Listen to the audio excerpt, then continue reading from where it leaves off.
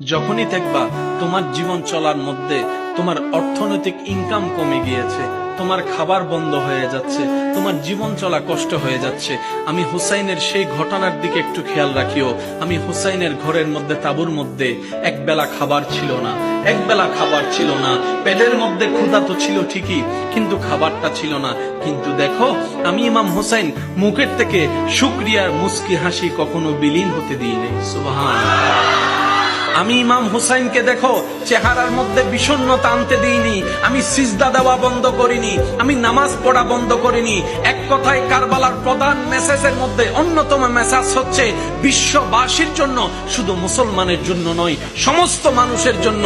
জীবনে যা ঘটুক, যেভাবে ঘটুক, মন মতো হোক আর মনের বিপক্ষে হোক, তোমার স্বপ্ন পূরণের মাধ্যমে হোক কিংবা স্বপ্নের বিপক্ষে অবস্থান হোক, হে আল্লাহর বান্দারা, মনে রাখিও, জবানে রবের শুকরিয়া বন্ধ করিও না, সিজদা দেওয়া বন্ধ করিও না রবের দরবারে।